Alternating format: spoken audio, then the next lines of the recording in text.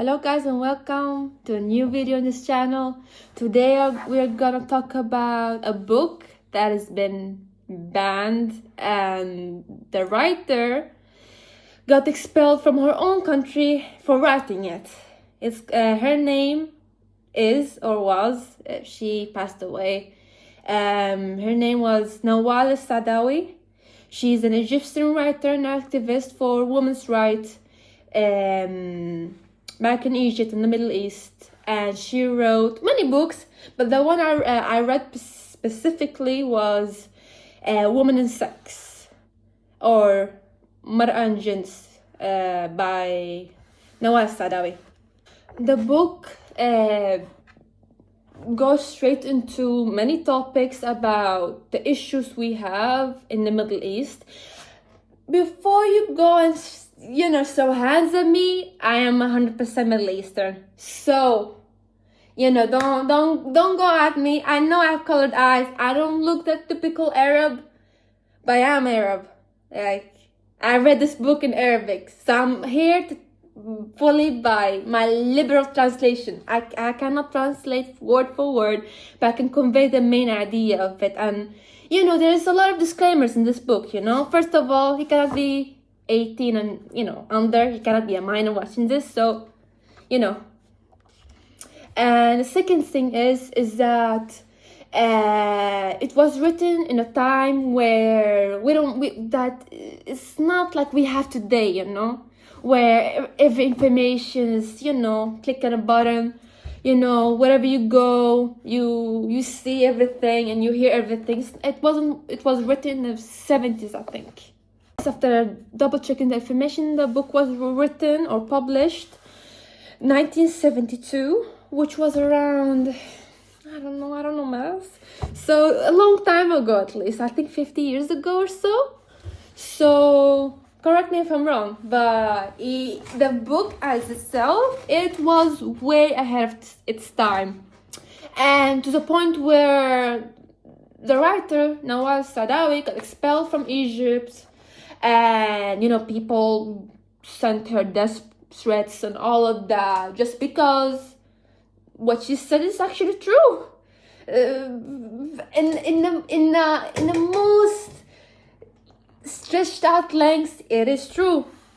A bit of background of the woman named Nawal El Saadawi. Nawal El Saadawi was a practicing doctor in Egypt during her time when she was practicing medicine. And where exactly it was, I don't really remember, or maybe it wasn't mentioned in the book, but based on what I could understand, it was somewhere in the rural areas. And a big history check or fact, it was that back in the day, it still is today, but back in the day it was like far more like I don't know what the word is, but back in the day, if let's say I was a woman living in the rural area of, let's say, some country in the Middle East, I would have far less advantage, like studying, marrying what I want, all those stuff, compared to a woman living in the city, or born and raised there, her parents moved there, all of that. And the reason for that is that schools in the rural areas weren't that much accessible, or they were accessible, but the thing is, people there were so hard on the norms and the cultural values that would suffocate you alive, basically, while in the city it was milder, but it's just as bad. If I ever want to live anywhere, I would rather be in hell. So that's how bad it was, and now I will go into detail why. Well, when she was practicing, she witnessed so many not challenging, but very bizarre encounters with the women and the respective male owners.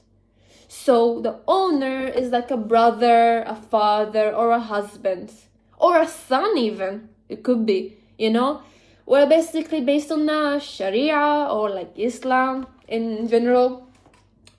Let's say, I as a, civilly single woman, like I'm not married yet. My dad owns me. He's responsible for me. Let's say, in that way, But let's say my dad isn't there, died or something. Then my brother is the one responsible for me. I can't decide for myself. Then if my brother isn't there or I don't have any brothers, and let's say I'm married and I have a son, well, my 9-year-old son, let's say, is allowed and has a full juridical power basically to decide over his own mother if she could live or die or not get certain treatment, just because he feels like, oh, I don't want my mother to get touched by a man like that. It happens like that.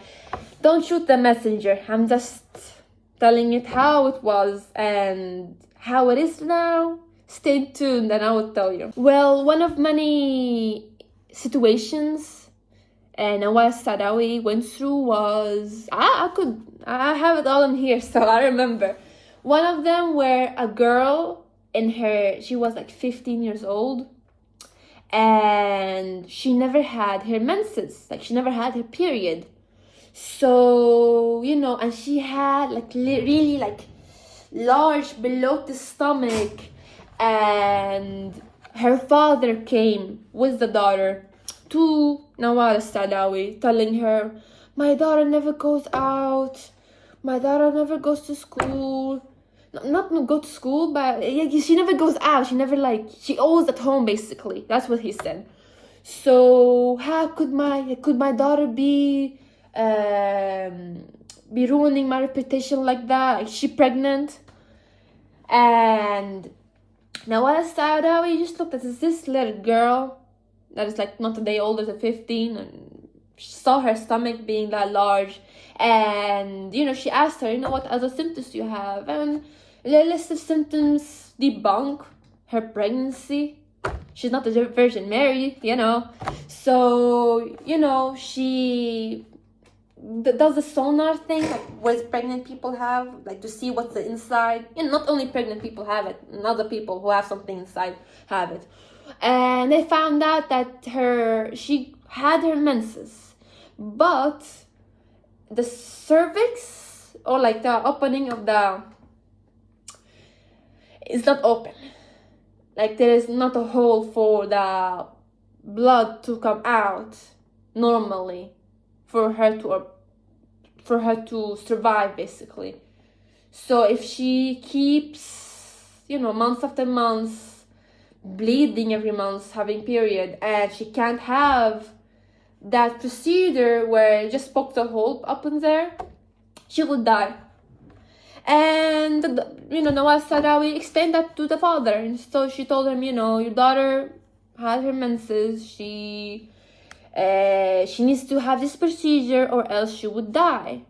And she explained what the procedure is, which is not poking a hole, but opening something so she can release.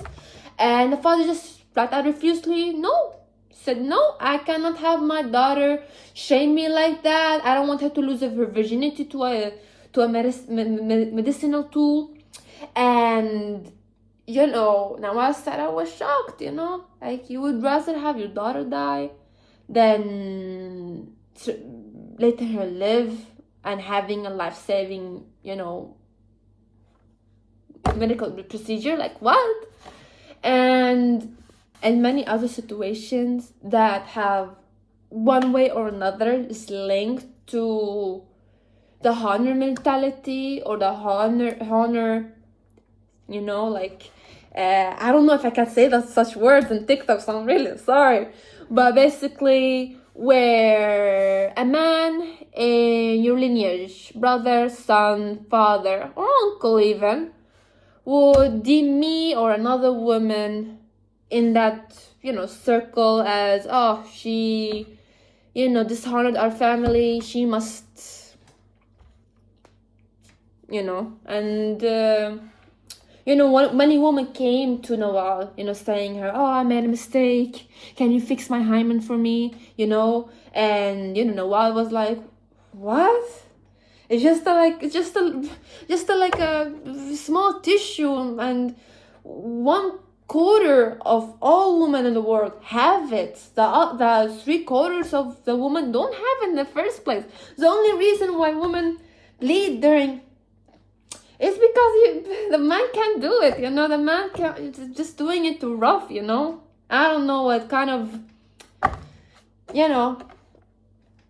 watching, but you get the idea. Like, she explained to her, to Nawal, explained to the patient, and the patient was like, no, I'm gonna get married, and I don't all of that. And Nawal took matters into her own hands and risked her life, basically, writing this book.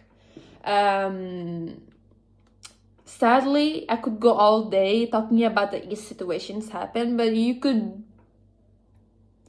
imagine how, if this happened in the first story where I told you about the girl that could not have the procedure, imagine what happens to the others, And it's even worse if she was a rape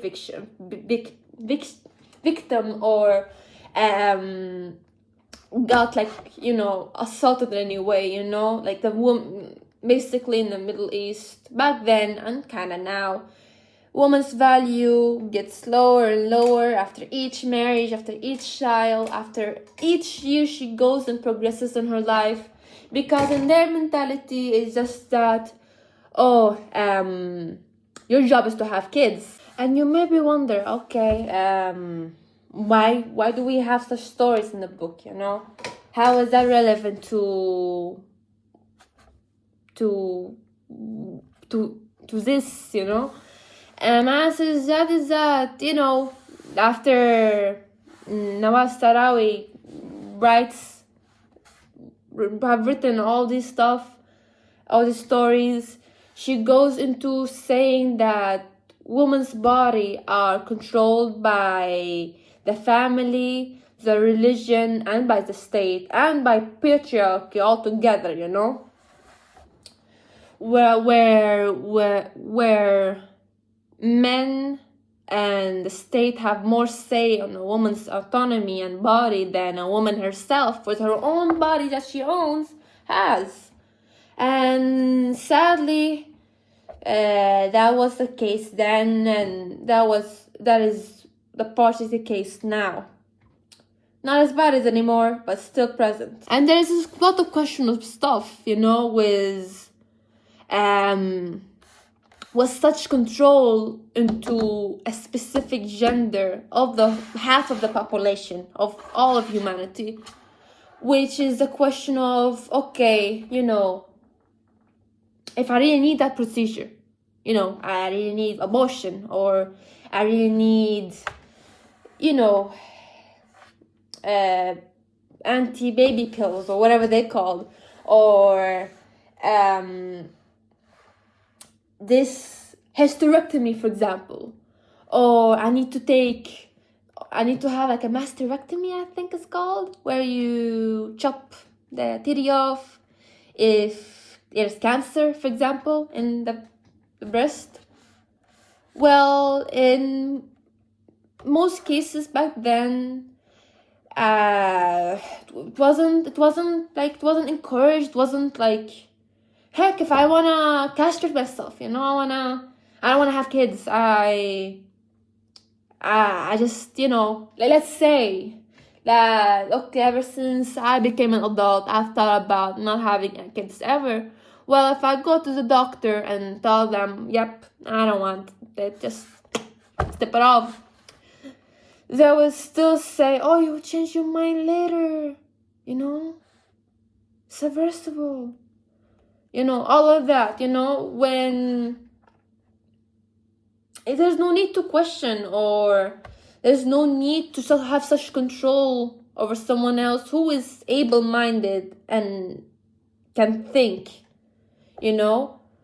And sadly, in societies, like back in the 50s, for example, in America, where women's job is just to be at home and, serve the husband. Honey, there's dinner, and the dinner's cold, and, all of that, and think like, oh, our job is only to raise kids and raise the next generation, when it's most parents' job, It takes two to tango, I mean, maybe one takes 3 seconds and the other one takes 9 months, but but it's still half of both. So yeah, and the book questions that, and it goes into so many like debunking like Freudian theories and all of that. It was really hard for me to read, but not because it touches me. No, it touched me really, but it just, my Arabic skills are not that advanced anymore. Last time I read Arabic or like studied Arabic in like a study, like, national level, where I have to like, have the good grades and stuff, was 11 years ago. Yeah, 11 years ago. Then ever since I came to Europe, I only studied Arabic, like A, B, C, D. So I'm so sorry if it's like clearly skimmed out, but I try my best to convey as much as I understood. And Nawal El Saadawi also touched down on topics such as FGM. FGM, I can't say here, but you can Google it on your own. It's like M,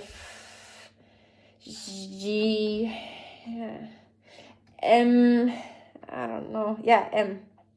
Where it's a practice certain areas of the world use to purify the girl or like the female.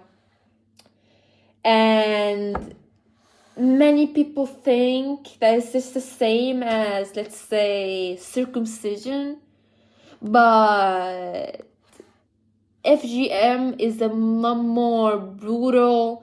It leads to infections, it leads to complications for childbirth, all those stuff, and complications when the girl or the girl gets her period and all that, and it's horrifying. I remember learning about this in school, and it's like, what did we do even to deserve that,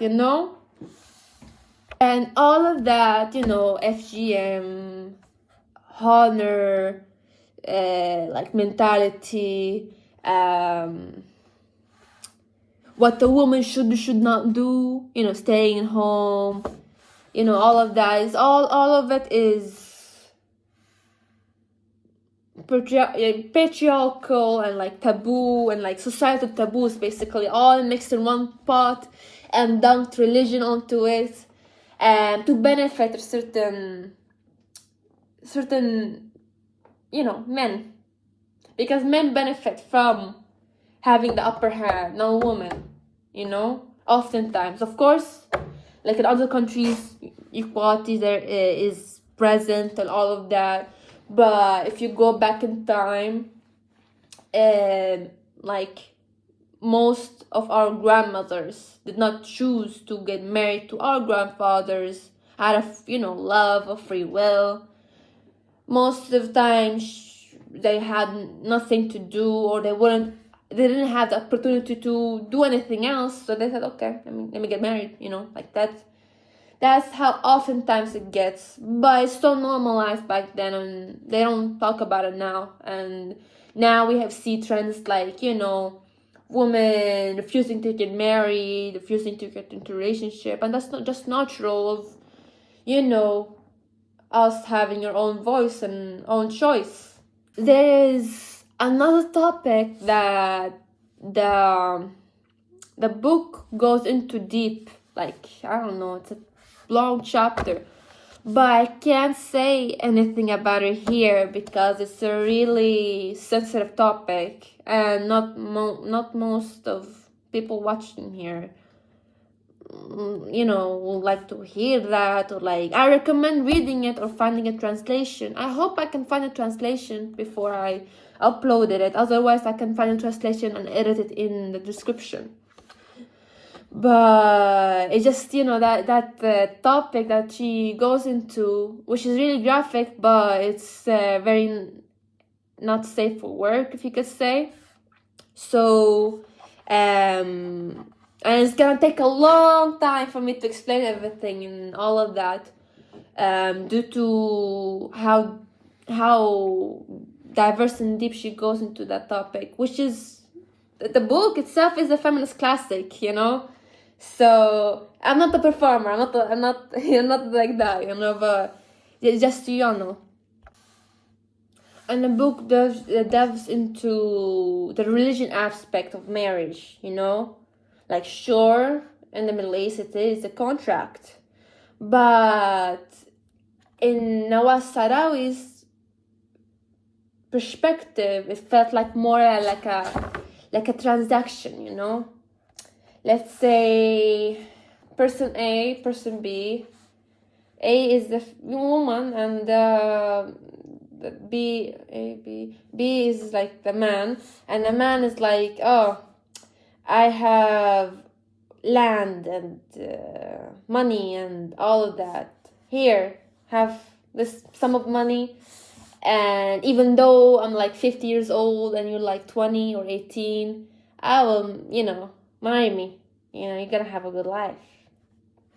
And the girl, she doesn't have a say in this. So her dad comes in the picture and says, yes, take him, it's best for you, and they get married, and it never goes well after that. I mean, many issues have been documented in the book, but I don't know, like, if I'm allowed to say that here. I don't know. So you can imagine, put yourself in her shoes, What will you do? I mean, if that's your own choice, if you really dig old guys, then well, you're welcome. But let's say you don't, then yeah, it's as horrible as it sounds, Everyone should have the choice to love whoever they want and whatever they want, And yeah.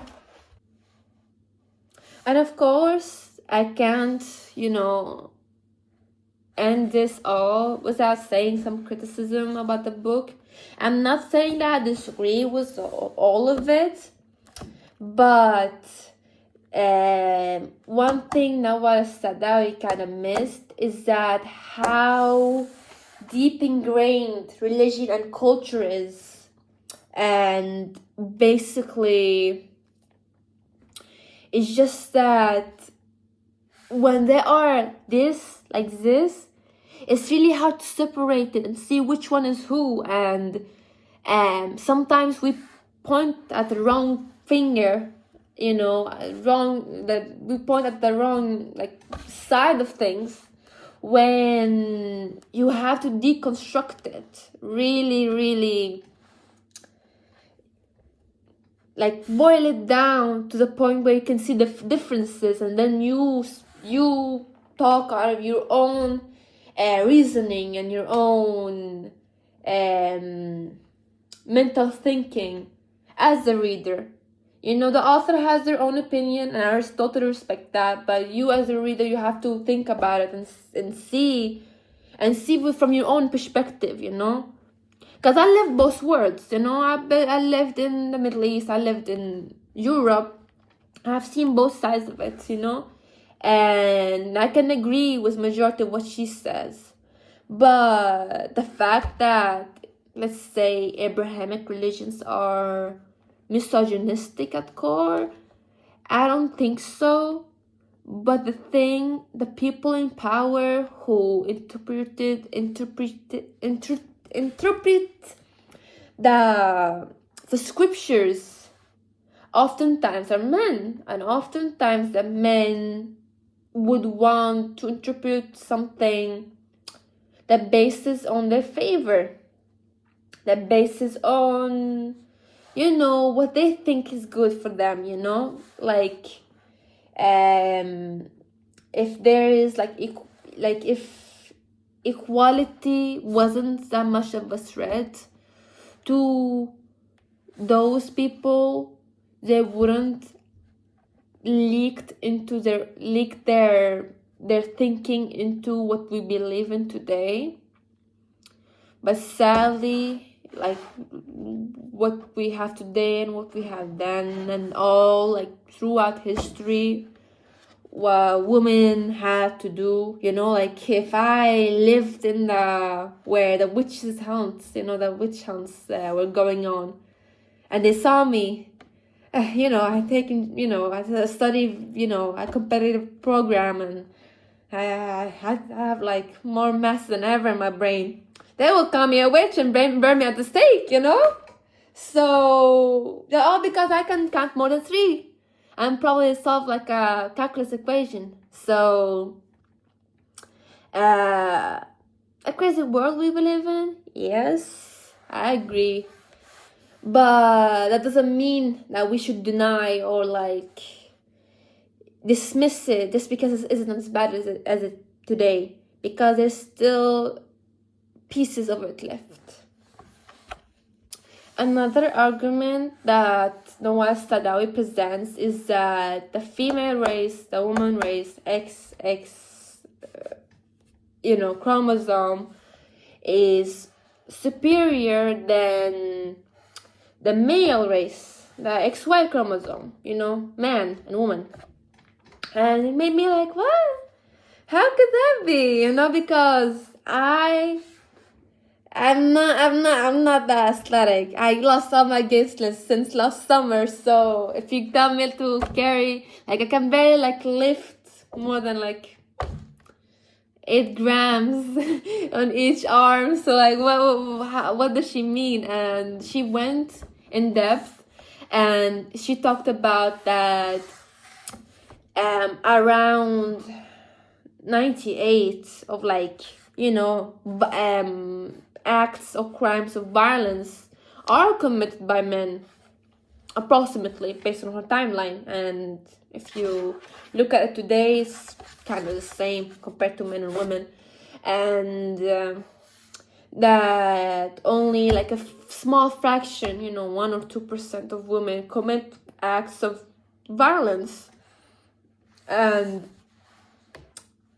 even though women are very emotional and very empathetic oftentimes, and we have easier time to burst out laugh and crying and stuff when we go through something, she said that is much better for a woman to be emotional than holding it all in, because patriarchy made it that men hold it in for them to bottle up. You're a man, you can't cry, boys don't cry.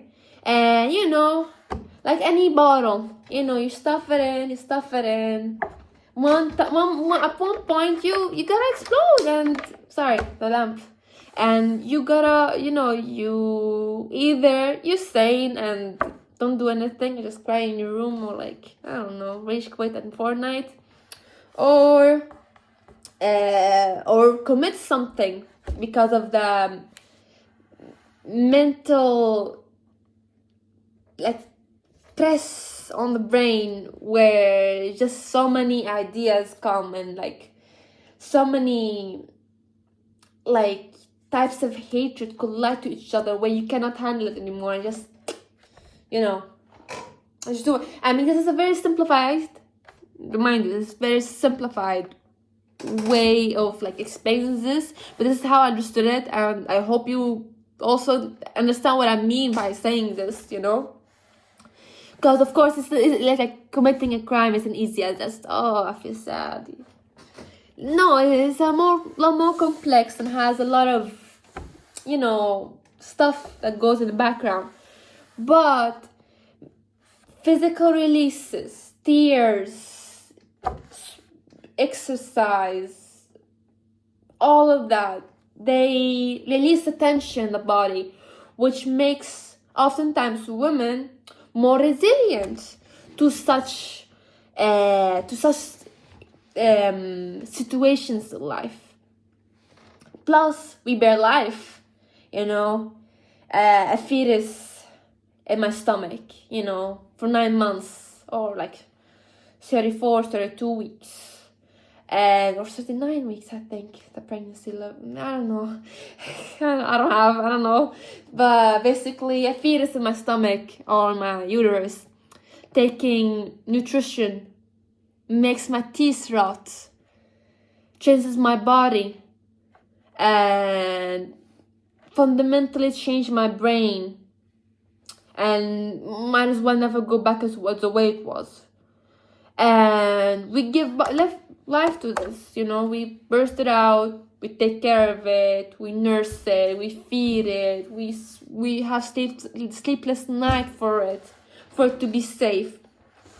And we still, are expected to become a functional person of society, go back to work or go back to how things were. And not all women are capable of doing this, but most of them need to do it. And if an average man would have to deal with that, I don't think they would manage that really. And if you ever see period simulators where men stick like stickers in the stomach and sorry, the lamp, and have their girlfriends or wives do the mildest setting of the period stimulator, and they all freak out and crash out. At first they would think, oh, it's not that bad, and then you see how bad it is. If that's a normal period, what do you think would be giving birth, where you can have tears and you can have a lot of other stuff, And that's a scary thought, for me. When I hear someone around me pregnant or something, I'll be like, where's the girl from the list, not like that, but you get that. It's really not a big achievement, but it's really a big step to something that would permanently change, if not every woman goes through those changes, but most of them do. So yeah, another thing that goes under the thing we talked about before is that all inventions of I'm so sorry, the lamp. All inventions that we have today, oftentimes are their husbands of said scientists took from their wives, just because they don't think they can produce it themselves. I'm really sorry I had to change locations, but like I was saying, is that another thing that under the same rhetoric as the women are the superior race, is that most of the scientific inventions that we have today, that we study in school and all of that, are from the wives of the scientist who said that it's his. That we found out, many either years later or later down the line of history. And those men oftentimes, patriarchy is just a normal part of society, and I would think, I was a man, if I had a wife, let's say, I'm not a lesbian, but let's say I have a wife, and I'm a man myself, and I see that society favors me, then of course I would take advantage of that, I guess. If I'm that brainwashed into thinking that I could do such that and be sleeping soundly at night, if we let's say that, But of course, I as a normal person, I wouldn't be able to sleep at night if I did that. But it's where ancient civilizations used to do something like, I don't know what it's called, but there was a civilization where they had like to sacrifice kids in a mountain for a sacred ritual to please the gods, and they basically have to like either rip the throat out while it's bleeding, or like different. It's different for each civilization, for each like group of people. But you know, now when we discover such remains of said rituals, we think, oh my god, you know, that's bad. But that's how it was normal back then. And you know, 30 years from now, I guess, or like 50 years from now, when I'm like, I don't know, 70 years old or 71, you know, my granddaughter would tell me, Mom, I'm like, not Mom, Grandma, you know, wasn't that crazy that all the people in your class were only boys and you were the only girl in the class? Just because that degree isn't that appealing to girls, or it wasn't like girly enough? I'd be like, yes, my granddaughter. Now give me my medicine. I think I'm gonna relapse, you know, like that. But you get the idea, you know, like, I hope that change is coming, and that change will be permanent, because I don't think anyone will be losing anything if women and men had the equal say at things. Because we're both humans, you know. If you cut me, I bleed. If I cut you, you bleed. We're the same. I might be not as strong. I might not be as fast. But I know how to distance run. So, you know, like, everyone has their own differences, and everyone's so different, now vastly different. And another thing that the book delves into is that a masculine woman is not a man. It's not like masculine woman can be masculine without being classified as a man, and feminine men can be classified still as men without being classified as a woman. Where basically what I've seen it in real life play out is that, oh, like when I had my tomboy phase, you know, back in the day, my classmates would call me, oh, you're a man, you know, you're a man, you know, as an insult to me, because I wasn't feminine enough, you know. I like to play football, I like to, you know, be all nitty gritty, you know, with the dirt and sand.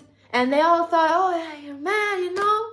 And it was an insult, when back then I didn't understand, you know, like, men and women should be able to, you know, like, a woman should not, or it's not a must for her to be feminine, and the man should not be a man, and like, this is a must, basically. You know, a man that likes to draw or cook or like write, bake even, it shouldn't be a feminine attribute, because both men and women are able to do that. You have arms and hands and fingers. I have arms and hands and fingers. So like, why have these invisible barriers between the two genders? Of course, I cannot wake up one day and go to the men's bathroom just because I feel like a man, you know, unless there's another reason for that. But I wouldn't be doing that.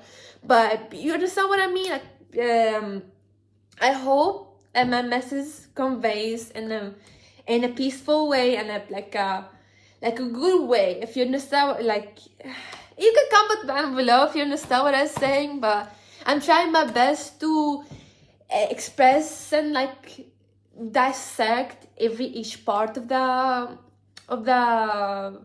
book. And in many places in the world, we still have a definitive gap between men and women. And I'm not saying that, oh, the physical things apart, you know. I cannot change myself biologically. I am different than men in a molecular level. But that doesn't mean I'm not allowed to study or to work or to have a choice over if I should have kids of my own or not, or have someone has an authority over me when I'm mentally capable of doing so over myself. Like, I'm completely sane enough to have a choice over if I need to have a band-aid on the burn wound or not, you know?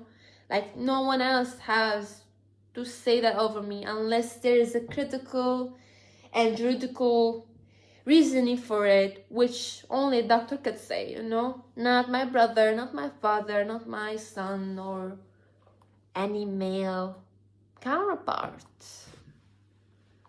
And the thing is, it's really hard to convey that to the other half of the world, where they never seen that, or they say, oh, we fight at war, it's so much worse. The thing is, it's really, you know, dangerous terrain for me to delve into. I am aware that not everyone would agree, but the thing is, women's right is also human rights, you know, because the feminism isn't about, you know, white woman feminism. Oh, I will dye my armpits purple, you know. It's not what I'm talking here isn't that.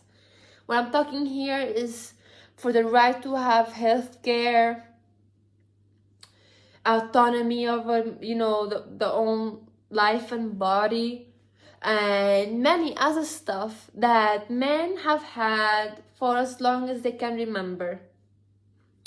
So I hope you could understand. If you have a sister around or a mother around, or if you have your own daughter, you know, don't you could ask, but also observe how it is. I mean, it depends where you are in the world too. I don't know. The world is the internet is a vast place. You know, my videos might end up all the way to the east, or my videos would end up all the way to the west. So, you know, if you're a woman or if you're a man and you would love to share your experience, comment down below. You know, I would love to see and hear. And if you have anything else to recommend for me, I mean, I still have a lot of recommendations to go through. But like the other book from Dostoevsky, The Brothers of Komavov or something, I can't like, I'm sorry if I misread it or misspelled it, but basically this is like a really thick book and I'm trying to eat it away. But courses and stuff have their own priorities. Sorry. Now I'm gonna go off topic and talk about how I felt, you know. I talked a lot about, you know, how I felt before, all that. I don't know, I'm not sure. But I tried to keep in the whole video, like, you know, just on the book only. And I only referenced like a few stuff from the real world without like naming any specific anything. I hope you could understand why, you know. It's just, yeah. But one song that kept playing in my head that basically, I can put it up here, where it just goes on and on when I was reading it, is Perfect System by Boingo, where, oh, the big fat world, like, there's this part of the song where we are all brothers in a perfect world, in a world where there is uniformity. And this is exactly what it is with the Middle Eastern, for example, culture. If you are different, if you are part of the LGBT, if you're a bit queer, or a woman that believes that she has her own right over her own life, or a man that will let his sister or mother or his daughter to express herself in a certain way, what doesn't harm anybody, but it harms the image if your family has, let's say, then it would be called, you know, a bunch of names. And sadly, you know, that's the reality. You know, it's so normalized. You know, people deny it, people try to debunk it, but it doesn't mean that it doesn't exist today. And I'm not saying, you know,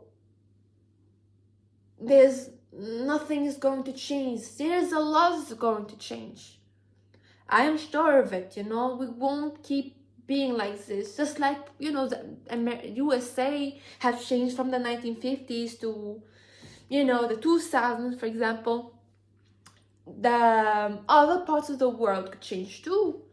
And the far outreach of the 1970s in Nawal's book it doesn't just as far anymore as it does today, which is really helpful.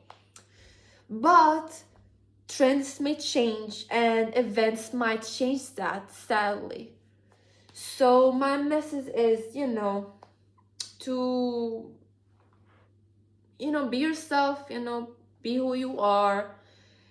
Don't listen to anybody telling you what to do. If you know yourself, you're not hurting a fly. You know, like, you will never be happy listening to what other people has to say over your own life choices. So many people would have chosen differently.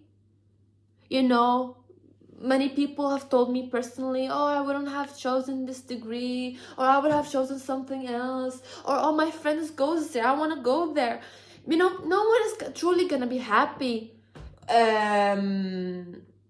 with their own choices, you know, and they keep telling you, oh, do this instead, you know, it's much better, but they don't know what's best for you. You don't know what the universe or God or whatever you believe in is guiding you through. So as long as you do the right choice, which is not hurting anybody, whatever you do, please, you know, whatever decision you might take, regarding studies, work, anything like that, or just your personal life, how you want to wear, or, you know, express yourself, dyeing hair, cutting it all off, all of that, then why not, you know? Like, I don't get the big idea with how society and norms try to shackle anybody, not only men. I've seen men, not only women, but only men, but also men, I mean, get affected by that. You know, like some stuff I heard, like, oh, don't marry that girl, no. She studied, or like she went out, or like she has friends, or oh, don't do this, don't study that, you're not gonna have like a family, or like to open a house or whatever, or oh, like, oh, that's too girly, that's too zesty, you can't do that. And the guy's like doing the mildest feminine thing ever he could do, is say putting on sunscreen, or like doing a 3-step skincare routine, or maybe cleaning out his eyebrows because they are scattered out all over his forehead and eyelids. It shouldn't be. Like, whether you want to listen to that, okay, drop that thing for a second. People's gonna talk either way, you know. People's gonna judge it, people gonna say, but people gonna, you know, do all those sorts of things, you know. But it's your choice to listen to that or not, you know.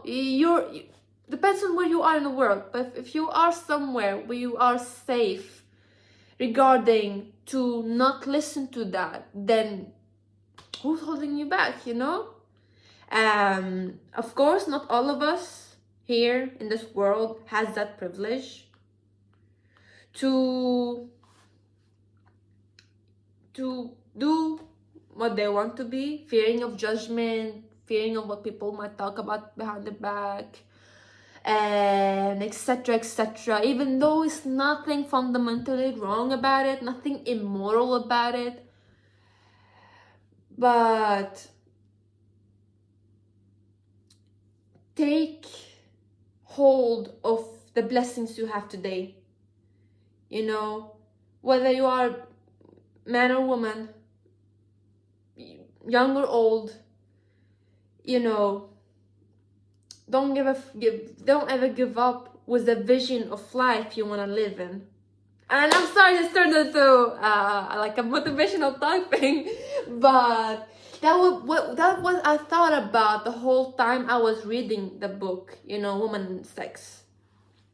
Cause when I read it, I was like constantly, you know, thanking God that I was born in 21st century, and God has guided me through so many things. I'm not the same person as I was 10 years ago. I mean, I'm not that old, but I gained consciousness when I was like 5, so I feel old. But basically, I'm not the same person as I was when I was there. And I wasn't the same person as I was 5 years ago. And I'm not the same person as I was before reading this book, before reading everything about this book. And, you know, I was reading it and I was constantly thanking God. Or you don't have to thank God if you don't believe in one, but, you know, thanking whatever, you know, that I have the privileges that I have today, you know. Even with the hardships I'm going through with, you know, my studies and everything, I'm glad I'm still here. I'm able to try. I'm glad that I'm still here and I'm able to redo it, do it better, study more, try a different technique, ask for help, and all of those stuff. Because I know somewhere in the world, a girl who's as old as me has the same exact dream as me, and probably much smarter than me, or, you know, maybe has other attributes that are as equal or more than me, and has not found that bush of like coal or stuff like that to burn that fire, to unleash it from her, you know. And we don't know how long until that little candle blows out from existence. And like I'm forever thankful. Like, this book have truly opened my eyes. Like, out of all books I've read before, you know, Albert Camus or Kafka or like Dostoevsky and other classics, you know, most of these books are written by white men, and yes, they are deep, they are like, you know, really good reads, but they don't hit as hard as something you are familiar to but never got to experience really, you know. Like, I don't know, it's just that I'm an immigrant. Like, I'm not an immigrant anymore, I'm assimilated here, but like, I by blood not from here. And when I talk to other people who are like, let's say, European white, you know, I talk to them all the stuff that, you know, I have experience with, or like I think it's funny, or like it's not really funny, but it's really, you know, like crazy that happened. And they would look at me like I was like, you know, went out of the TV to talk to them like that, you know, when they see that it's so close, you know. And they would like, it's not that they wouldn't understand, I'm not saying that, but like, it's hard to dig any deeper based on that I know a lot, they don't know a lot. And I'm safe to say what I know, because what I know is what I know. But they're not safe to say that what they know, because they don't know. Like, I don't know how to explain it in a more better sense, if you get what I mean. But I hope that idea came across. If anyone has the same experience, please reformulate my words right. Or I don't know if I even formulated it right, but that's like you know, like I feel like, you know, like a primitive human, you know, back in the jungle. I'd be like, yes, rock, tree, act. As you can see, I temporarily fixed the lighting situation. And there's one more topic that the book interestingly this like uncovers for me, at least, or uncovers for us who are reading the book, which is matriarchy. Not matriarchy in a sense, but how did humanity go from hunter-gatherers and families and stuff, where the woman is in charge and all of that, and and the man goes hunt while the woman goes and picks and all of that, to what we have today. And the interesting thing is that way long before, like when polytheism was a thing, or like before the Abrahamic religions were a thing, even in our history, children took over the woman's family, if you get what I mean. So let's say if we translate it to today's sense, I would have my mother's last name, and my mother would have her mother's last name, and etc, etc, etc. And the children, either son or daughter, would take their mother's last name, because it is 100% sure that the mother the mother who carried the child is 100% the child's, and the male partner, husband, or the one who is not in fact centered in any way in that time period. In fact, women back then had multiple partners, and all of them took turns on taking care of the children that they have. In a matriarchy, it's not the same as patriarchy, where men, the riches are on top, and then all the way to the bottom is like children and women. Isn't like that. Actually, in matriarchy, it's more of a circle, like a multiple donuts, where the center of attention is children, protecting children, feeding them, clothing them. They are the number one priority. Then the outer circle is the woman. Then all the other groups would come in that circle too, like onions, or like donuts, if you may call it that. And that's really, really interesting, because I never thought that at one point in life I would have my mother's last name, and it makes sense, because I'm definitely my mother's daughter. But why at one point in our lifetimes, like why at one point in our history, men became dominated in that thing and have to assert their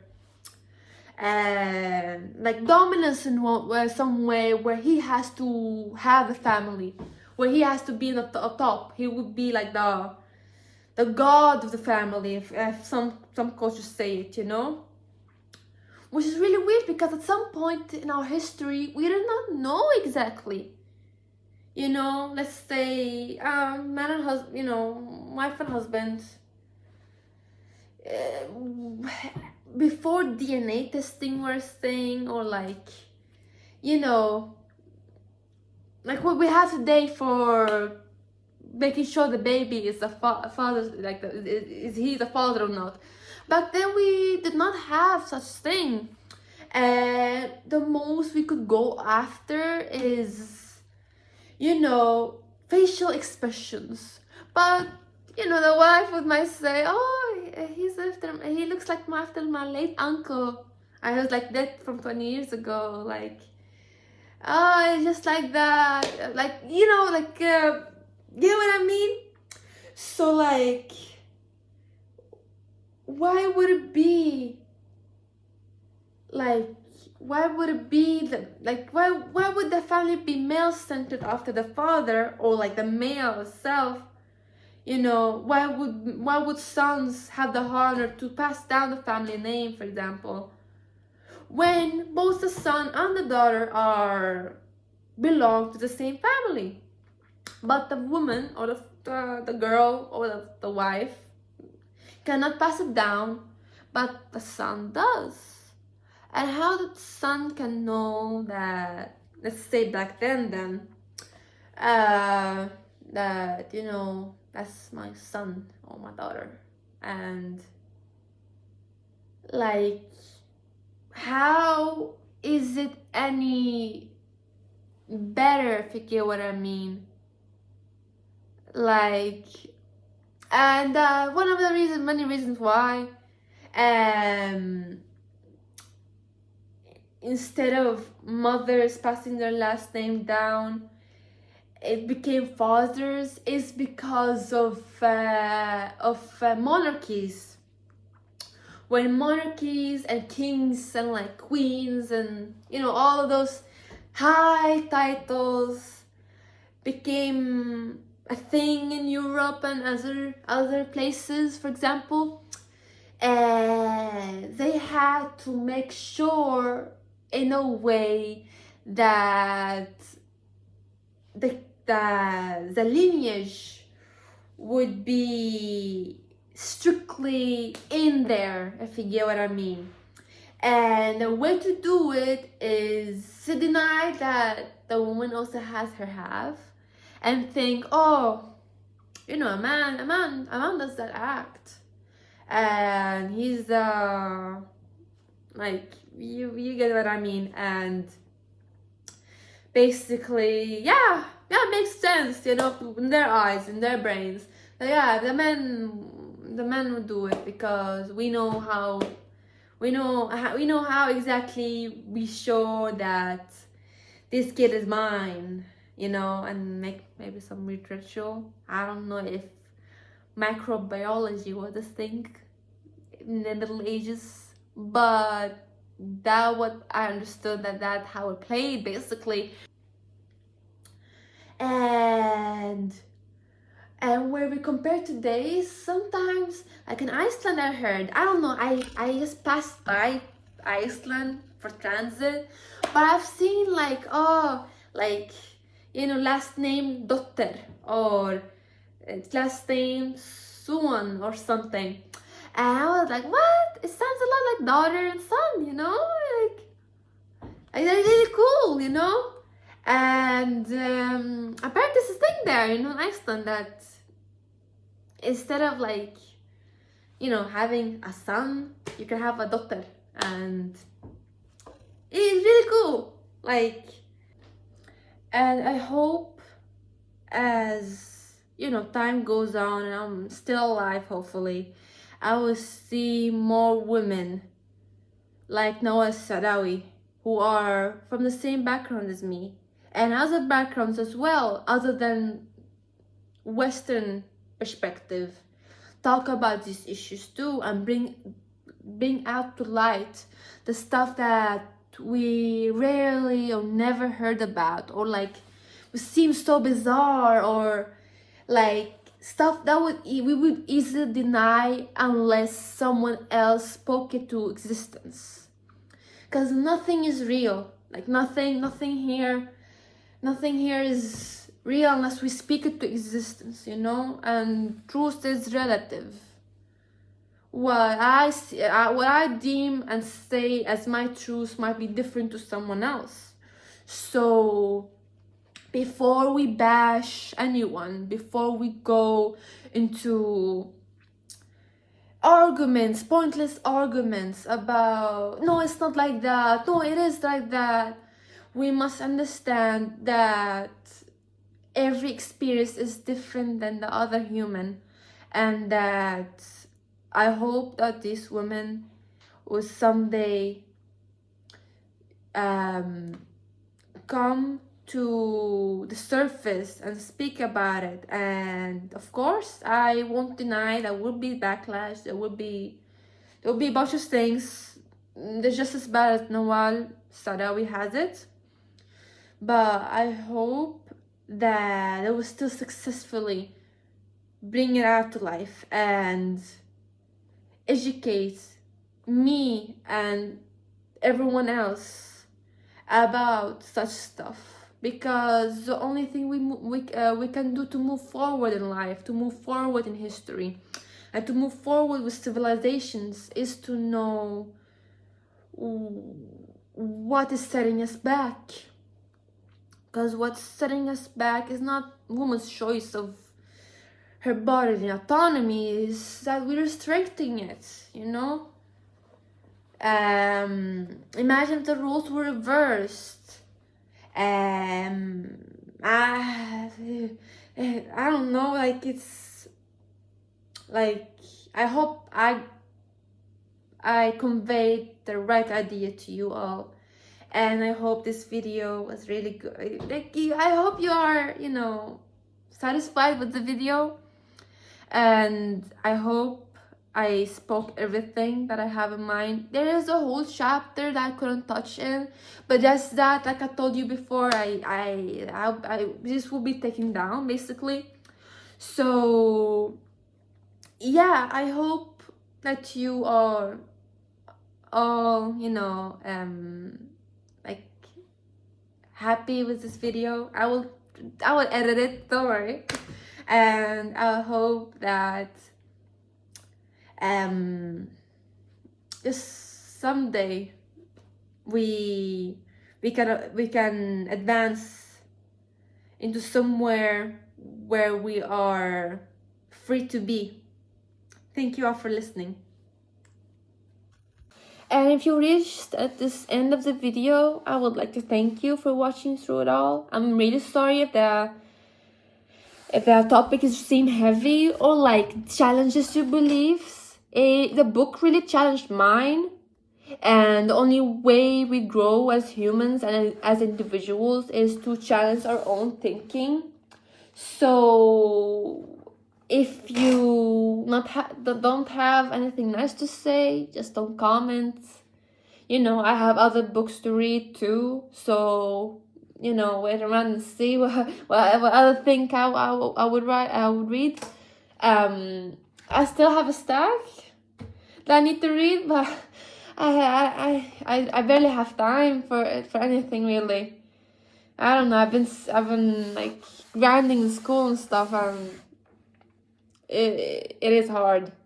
I'm not even kidding. It's just really hard. So I'm really sorry. I hope that me popping here in your feed is enough now and then. I will try.